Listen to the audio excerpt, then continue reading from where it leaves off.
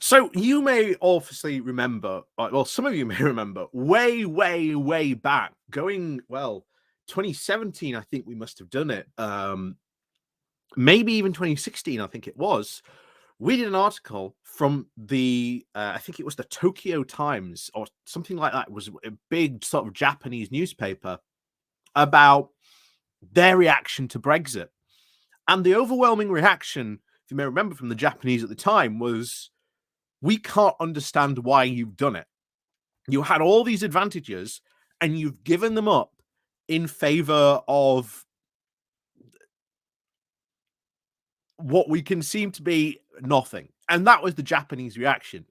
And that's what we're looking at today, because now that the UK is formally joining the CPTPP, or the Pacific Partnership, this is a business magazine, or at least a business website from Asia. And the headline sums it up. UK formally joins the CPTPP to little fanfare and low expectations. Most of Asia does not even care that, first of all, we're joining, and has incredibly low expectations because they cannot understand why we want to join it. Now, I've said before why Japan wants us to join, because we are there essentially to say no to China. That's why we are there, to stop China from joining the Pacific Partnership. That's the only reason we are there, because as this as the Pacific Partnership tries to get more Pacific countries to join, some of these countries that it wants to join are very, very dependent on China for their economy. So eventually they would say, well, actually, we want China to be in the Pacific Partnership if we can, please. And they are worried about being outvoted and outnumbered by if they let more of those countries in. So that's why they've let the UK in, just so we can be there to say no to China. That is it. There is no economic benefit for us. There is absolutely nothing. And all those other Asian countries that are in the Pacific Partnership don't care. They really don't, because they cannot see why we've joined, except for Japan, because again, like I say, they want us to say no to China. That's the only reason we're in. But this is why I want to go over this, because it gives you the perspective and the way that this is being covered from, that region's perspective, or more specifically, the Asian perspective on this. Because they're just like, well, the UK's joined, there's been little to no fanfare, and there's absolutely very low expectations from everyone about this. So, like I say, I think this is very, very good, to be honest. As I've said, certainly this week, we've got to try and put out stuff to really counter the narrative that's going to be put out by the Brexiteers. And some of the stuff, to be honest, they've actually been somewhat quiet about talking about this, which is somewhat surprising, but also at the same time not too shocking, because they don't really want to maybe talk about some of this stuff too much, because, as we've said, it will ultimately lead to a lot of, negative consequences on our economy. And like I say, the British public is not going to be too pleased about being in this deal in the not too distant future. But like I say, at least all we have to do to leave the Pacific Partnership is literally give 6 months notice, and that's it. But anyway, on to this, because I think this is worth covering, as I said, because it gives you a different viewpoint, which, non sort of, shall we say, sort of Western European viewpoint. So, before we go diving into this, please do remember to click on the like, share, and subscribe button. And of course, down below, there are links to my Patreon page and a notification link called Buy Me Coffee, where you can, buy me coffee. And of course, as always, thank you very much to all those people who do help and support the channel that way. Like I say, there is the Pony Club down below as well, and the YouTube thank you button. And of course, thank you very much to everyone who does support the channel. Even if you do just click the like and share button, like I say, thank you very much for all the help and support you do show. So, on to this. So, as we said, we've already said the name of the article. We'll kick on straight into it. So, the UK on Sunday signed an agreement to join the CPTPP in Auckland, New Zealand, formalizing its ascension as the first new member in the 11-nation trading bloc. although analysis will see little economic impact from the deal.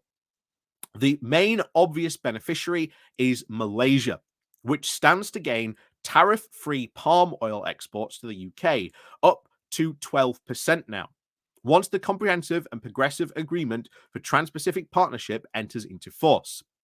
The agreement is expected to give the UK economy a marginal boost of at least £1.8 billion, or 0.08% over 15 years, based on London's own assessment in April of 2021. And bear in mind, that is because of the way that they typically done it. They actually had to change the formula of how they count it, because the normal formula that they would have normally used came out at 0.02%.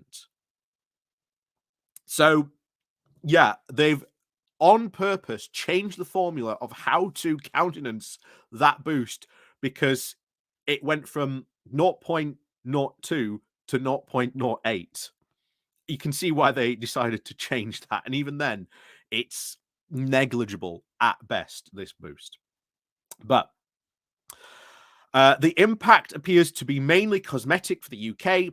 The show it made a trade deal after Brexit, said Chris Devonshire Evans, the chairman of Dizans Shara and Associates, an advisory firm that works with investors across Asia. He said, "No one in Asia is taking the pact very seriously. The British government, though, is very keen to try and promote the pact, nothing that the Asian Pacific bloc requires 500 million people and accounts for at least 12% of global economy. However, the UK already has free trade agreements with 9 of the 11 member states, many of which were rolled over from the UK was a member of the European Union. Since the UK voted to leave the EU in January 2016, the Conservative government has sought to try and sign deals with other countries and regions to try and make good the Leavers' campaign promise of Brexit benefits, even though no partnership could realistically make up for the loss of frictionless trade with its nearest neighbour and the world's largest trading bloc." Bear in mind, I want to really stress this, because, as I said, why I really want to do this article is because this is a non-Western, it is a non-European view of this whole situation, and what you have just seen there is the essentially the Asian view of Brexit.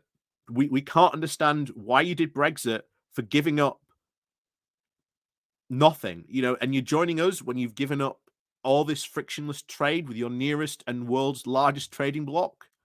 We can't understand why you've done it. Anyway, we are using our status as an independent trading nation to join an exciting, growing, forward-looking trade bloc, which will help grow the UK economy. It won't, as we've just seen the numbers, and build on the hundreds of thousands of jobs the CPTPP-owned businesses already support up and down the country.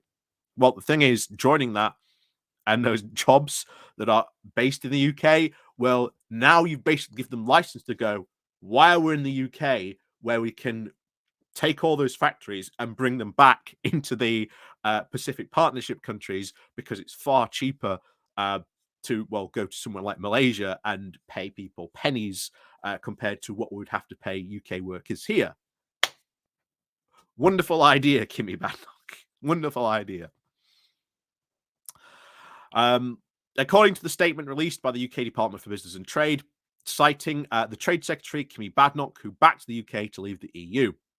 Trade with the Pacific Partnership members represents around 6.8% of the total UK trade, with British exports to the Pacific countries worth around £60.5 billion a year to September of 2022. Joining the pact is expected to boost trade with Pacific Partnership members by at least £3.3 billion. The government released the news that says that the Pacific Partnership membership is, quote, expected to, quote, turbocharge investment in the UK even further.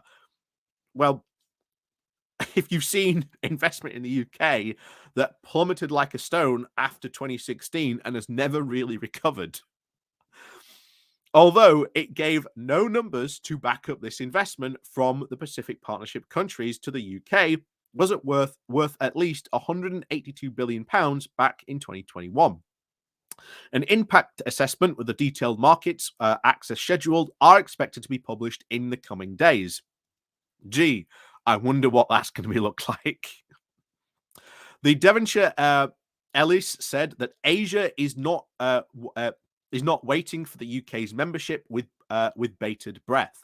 There is very little expectation from Asia about the Pacific Partnership, except maybe political and sectoral trade deal gains to be had from negotiating slightly better agriculture-related deals with the UK than the already existing agreements that are in place, he said. So they had an expert basically said no one in Asia is like holding their breath for this. Um, doesn't really get any good economic benefits, mainly political benefits, because as I said, we're there basically for Japan so that we can say no when China wants to join. That's the only reason why we're in. But anyway, it continues. The UK and Malaysia are set to publish a joint statement on sustainable agriculture, commodity trade, and cooperation on conserving forest. Since the countries do not already have a bilateral trade deal, gee, I wonder what that's going to look like. That will be interesting when that gets published.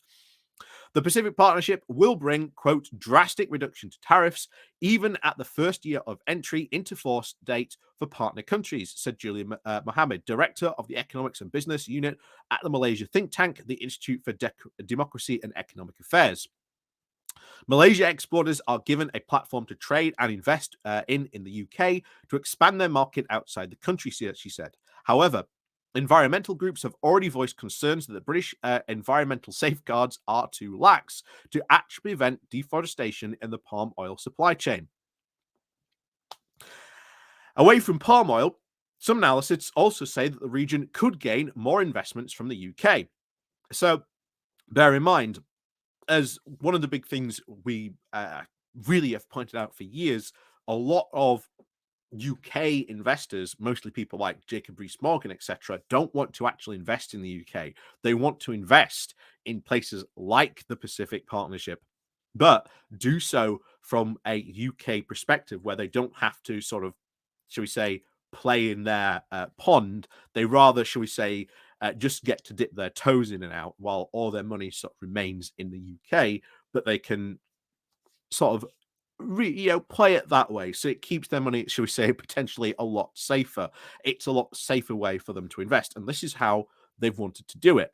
This is why they've always talked about, oh, we could invest in all these developing markets. Well, that doesn't help develop our economy. It doesn't help give people here jobs, doesn't help give them more pay or anything like that. If anything, it takes away all those opportunities. But there you go. Some analysts do say the region could gain more for investments from the UK sectors such as advanced manufacturing, healthcare, digital innovation, and sustainability, as well as finance. The more expectation on the Asia side resides in the possible boost of direct foreign investment into Asia by the UK firms, even if it may not be direct consequences of the commitment under the Pacific Partnership, said Fukima Kitama, the chief economist at the Economic Research Institute for the ASEAN and East Asia. For Britain, he said the Pacific Partnership will allow tariff-free whiskey exports to Malaysia, whose population is majority Muslim.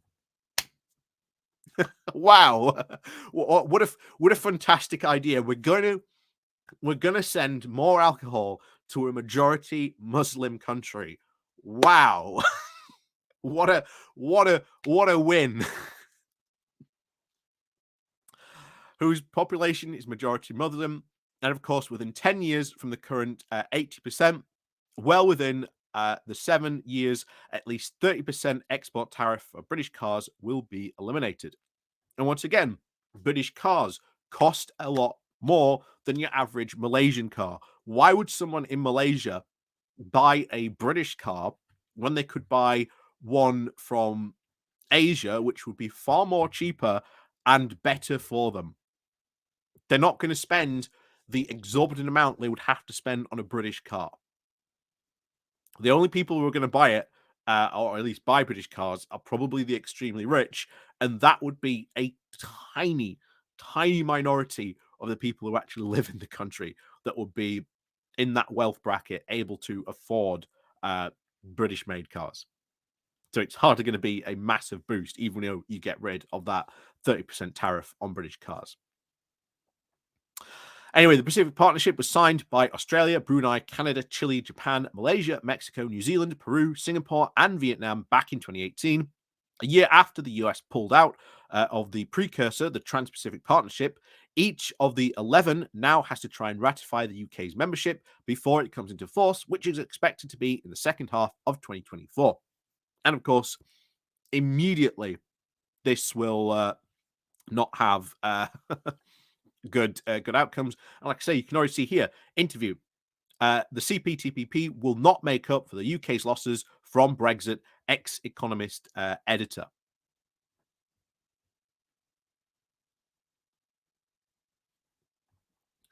Um, that is the state, and I think it's important to really show you, as I've said before, look at what other people say from like a non-European, non-British viewpoint. Even they're like, look, we've got we weren't holding our breath for you to join. We're not rolling out the red carpet. We don't really care. And to be honest, we've got absolutely low expectations. And while we might see maybe some investment into things like finance and things like that, I highly doubt the bankers here in the UK are going to be highly excited about the fact that they now have to be awake to do their jobs at 2 to 3 in the morning to deal with, with stuff going on in these countries. I highly doubt the bankers are going to be enthusiastic about that.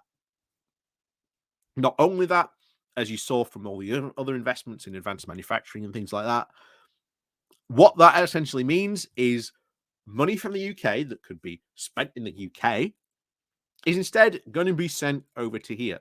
So you're going to get UK investors, which, bear in mind, Brexiteers were often talking up about the fact that once we're about, all these UK investors would magically start pouring their money into the UK because we're out of the EU. And oh, look how fantastic we are now. We can, that's not happened. That has really not happened. But that is something that they talked up.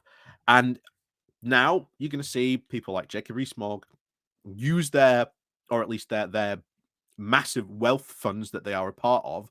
All that money is now going to start going over to Asia, and that is going to end up in, well, job losses here. That's essentially what that really means.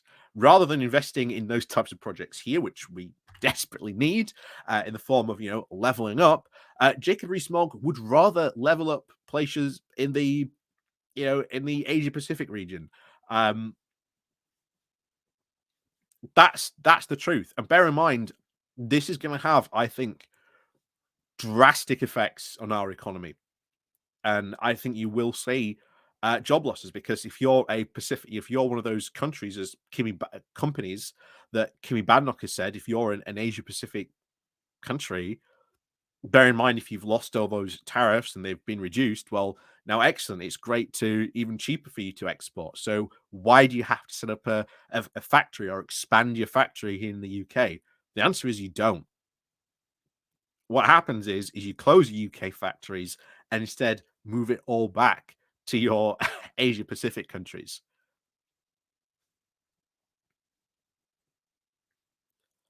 That's the general truth, is what is about to happen. And it's not going to be good.